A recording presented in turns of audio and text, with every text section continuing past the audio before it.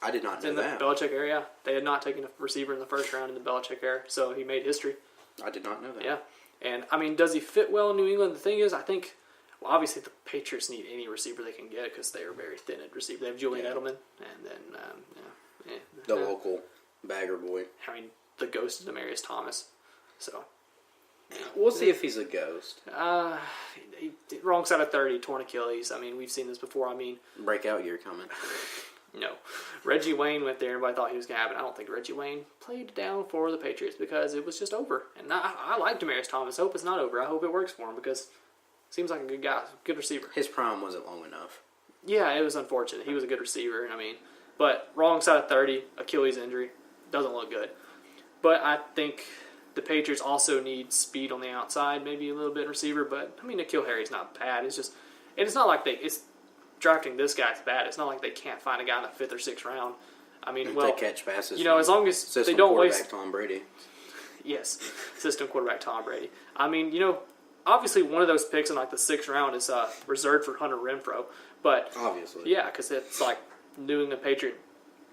Like you draw up a receiver for the New England Patriots, it looks like Hunter Renfrow, and if he's not a Patriot, I'm probably just be sad because I've expected him to be a Patriot for a while. Exactly. But it's not like they can't find a receiver in the later rounds that maybe works out for them because the Patriots are known to find talent. They're very good at identifying talent that's going to fit their team, especially later in the rounds. I mean, it's going to work out for them.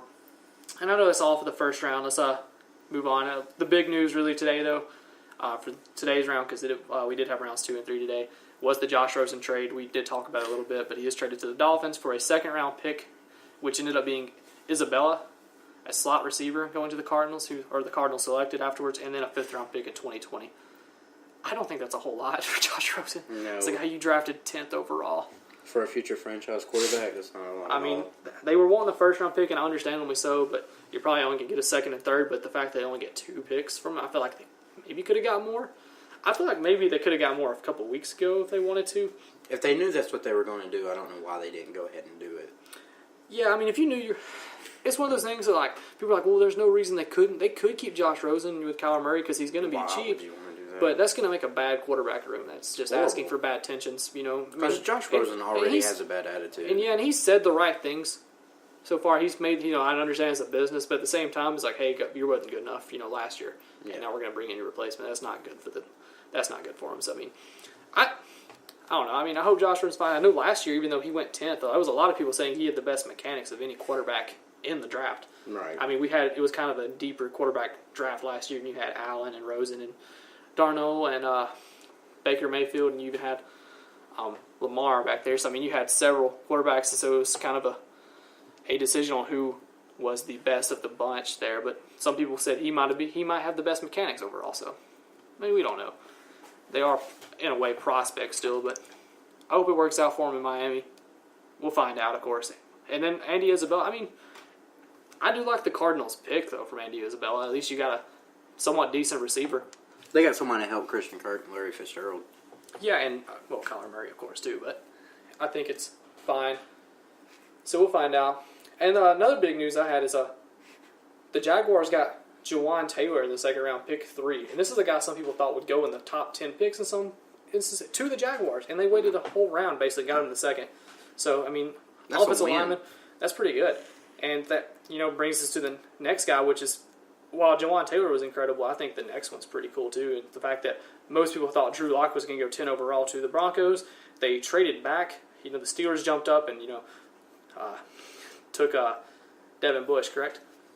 They took Devin, yes, took Devin Bush, which was who the Bengals were apparently going to take at pick 11. Total troll move, which was funny. But anyways, people weren't sure if the Broncos were going to get Locke after trading back. And just so has it, Locke falls all the way to pick 42, a full round afterwards. And they got their guy in the 2nd round and then got more picks by trading by pick 10. So that's your guy. And they got somebody to block for him. Yeah, I mean, you don't know if he's going to... I mean, you obviously don't know what he's going to be because they drafted 1st-round quarterbacks before. So they drafted Paxton Lynch a few years ago, and Paxton Lynch. So, I mean, you don't know what these guys are going to be, but the fact is that you got the guy that seemed to be their guy the entire time, and you got more around him as well. I mean, that's not bad. I'm sorry, Joe Flacco, that this is 2 years in a row that you've been on a team that's drafted a young quarterback, and I know he said they shouldn't draft a young quarterback to play behind me.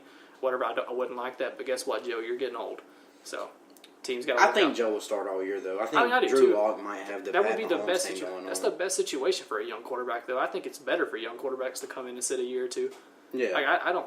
I mean, if you have to, yeah, but I think it's better sometimes for a quarterback to come in and sit a year or two. I think you see it work out better for them.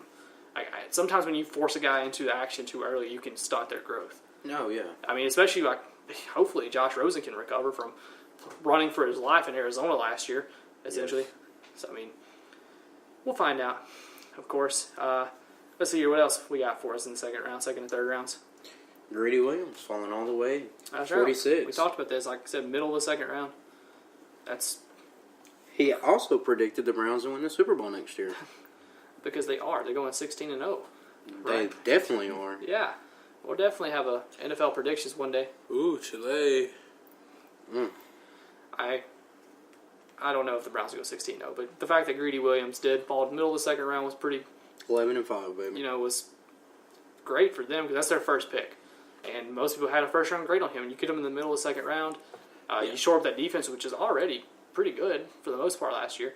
So I mean, it was really the defense was pretty good last year, and they needed one more corner to go with Denzel Ward, and now they have Greedy Williams. So you're looking at really a stacked and you got defense for the Cleveland Browns. Yeah, you got several players. Like you got Myles Garrett there as well. You got several players on the defense that could be just fine, and they're all young still. And then the other side, you got Baker Mayfield, which seems like he might be a franchise quarterback. So it looks like maybe Cleveland has finally turned it around. Are they the youngest team? I don't know. Actually, I think the Colts are. The Colts had the most starts by rookies last year. It'd be interesting to look that up. We'll have to find that out maybe for the next podcast. That's an interesting stat. I know, by the way, the Phoenix Suns are the youngest team in basketball. And they still suck. They'll always suck. Okay. Find you a new co-host. That's just a shot. That was not necessary. I did see someone say they should be relegated to the G League, but Ooh, yeah, Robert Sarver's the worst owner in sports. Not James Dolan. Shout out. Okay, Damian I'm sorry. Lillard. I'm off my NBA soapbox. Sorry, it's hard as a Suns fan. Going back, moving on. DK Metcalf fell all the way to the last pick in the second round to the Seahawks. Which was crazy to me. Most people thought he might be the only receiver taken in the first round at one point, but he kind of fell all the way in the second round. The Seahawks got him. There's a lot of. It's like he's a very polarizing figure. Some people either love him or they hate him, in terms of what they think he'll be. It's going to be interesting to see what he can do. Yeah. And before we move on, I just want to point out Georgia's own Miko Hardman has taken the place of Tyreek Hill, who was a child beater. I kind of like. I kind of like that pick though. I mean, I don't know if he'll be able to replicate it exactly this year. He'll be close to it. I mean, that's a pretty good pick, and I mean, we talked about fantasy. Miko Hardman, welcome to the 69ers, brother. Oh my god, you can't. That's not how draft works. Okay. I'm gonna draft him just so you can't have him. I don't even care if it screws up my team. That's what I'm gonna do. I draft players that you want. I don't even care if it. Like I don't have a need. That's what everybody else in the league does, and they want to trade him with me for the life of them. Hey, I'll give you Sammy Watkins for Michael Thomas. That makes sense. Bet, deal. No. Yeah. Oh, man. Fantasy football trades are the best. But anyways, we're going to get back off that. Miko Hardman, I think, is a good player. I think he could be a very solid player. I think, what was it Kirk Herbstreit said today? He might actually be used correctly in the NFL. Yes, he took a huge shot at the wonderful, most amazing offense coordinator to ever step on the field, Jim Chaney. I'm so upset that he went to Tennessee. But he said he will be better in the NFL than he was in college because somebody will actually do more than throw him screens every game. Yeah, that would probably help him out a little bit because he is probably more valuable than just a screen receiver. So, and then of course one more guy I want to talk about is Ja'Kai Polite from Florida. Fell all the way to the third round to the Jets. And some people thought he was a first-round talent at one point. They weren't sure, but there's some people that said he could be a first-round talent. But he had terrible interviews, terrible combine. He's gained weight and looks like he's maybe lost a step. There's a lot of question marks on this player. But, I mean, in the third round, if you get a guy that has a first-round grade and he turns it around, I mean, But I mean, that's like Antonio Callaway. That's So a I mean, win. it's Yeah. interesting to see what's It's going a to happen. win for the Jets. I mean, if he turns out to be what people thought he could be, I mean, and if not, I mean, you got a solid maybe linebacker for depth reasons. So, yeah, I mean, moving on to what else we got for storylines in the NFL draft today. Damian Harris going to the Pats. Oh yeah, oh love it. I hate it. Oh, Every man. second of it. It's perfect because the New England Patriots are just gonna continue to win every Super Bowl ever. Tom Brady's gonna play till he's 60. Just insane. But I mean, it looks like maybe this is the end of Rex Burkhead in New England. You know, they like to use 3 running backs. Maybe More than likely, yeah. I mean, maybe it'll be Sonny Michel and then Damian Harris and Or does Rex Burkhead or James White move down to the slot? no. Well, I mean, they need a receiver, but no. I mean, I can see James White doing it because, I mean, that's all all he's he used was for. I mean, he had like 20-something catches in a Super Bowl game. So, Yeah. he had like 35 catches. He had more catches in the Super Bowl than the entire Buffalo Bills receiving core last year in one game. So, I mean, oh, man. Speaking of receiving backs, you know, T.J. Yeldon went to Buffalo. So did Frank Gore. And then the Bills also drafted Singletary from FAU in the 3rd round. Is this the end of the Shady McCoy era in Buffalo? I believe it is. Oh, man. Speaking of, did you see what happened on Twitter with Shady McCoy and Matthew Berry? You mean where he tweeted out that Iron Man dies at the end of Avengers Oh, Endgame? my God. Well, we just got canceled. Oh. We're not going to be able to... We're not going to... Had you not seen it yet, Bill? No, I don't care. I don't Oh, watch okay, Marvel. okay. I had seen it. I'm bleeping that out. There's going to be a lot of... Yeah, because JJ just ruined Avengers. Yeah. We're getting sued. But anyways, Shady McCoy legit tweeted that out and upset a lot of people, including Matthew Berry, who went out and read a bunch of his stats online.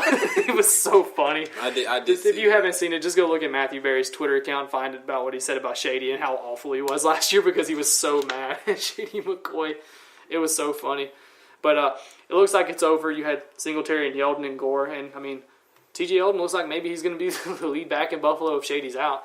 I mean, he's a younger guy. He can catch the ball. I saw something that in like 14 games last year, if you take all 16 games for the receivers last year, or the leading receiver for the Bills last year in 16 games, had one more catch than T.J. Yeldon did out of the backfield in 14 games. So That's just ridiculous. it is. It's insane.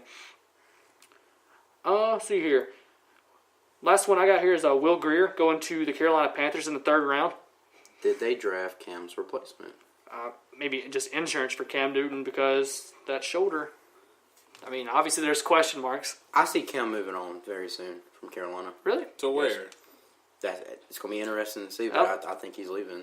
He's Tom Brady's heir apparent. That's what it is. No, That'd definitely be the not. perfect replacement. Cam Newton can go to the evil empire. To And- the Patriots? Yeah, and here's the thing. No. Bill Belichick is going to coach as long as he can so he can coach 1 year without Tom Brady with preferably Brian Hoyer, but maybe Cam Newton. He wants to coach 1 year and win a Super Bowl without Tom Brady to prove that it was all him. That's my prediction. He That's wants to the prove most left-fielded prediction no, ever. because Tom Brady's a system quarterback. All joking to the side, I could see Cam going to Tampa and working under Bruce Arians after Jameis Winston's last year this year. No, Jameis Winston's MVP this year under Bruce Arians. I'm I- kidding. he Bleep really that might out. because he bleep has that a out. Bleep that out. Please don't. Heck of use that. an arm, and that's all Bruce Arians needs. We gotta is a cut that. brain 'Cause and I can't arm. have that. 'Cause that. Any chance, I don't have much of a career right now, but any chance of me having a sports career just went out the drain if that gets posted. But Jameis Winston winning an MVP this year, so Bleep that out? please don't. You don't have to. We'll just accept it. Well, I bet he finishes as a top 10 quarterback. In fantasy No, or just in general. yep, Jameis Winston. yes. I doubt he makes it past the 3rd game. Let's make predictions right now. Let's make a prediction. Where will he finish? Let's give it. I got it all 32 At quarterback. home. Well, obviously there'll be more than 32 eligible, but let's give a Buccaneers win-loss prediction and rank like a pro football focus rank on Jameis Winston. 6-10 record, and I bet he finishes at least 8. Okay, you want to give one, Bill? Nah. Okay. we got it. I will go. I wanted to say 7-9, but that's just too close to you. So we're gonna go 14-2. No. And Jameis Winston wins the MVP. Let's see here. We'll go 7-9. I think he finishes as 12 on Pro Football Focus.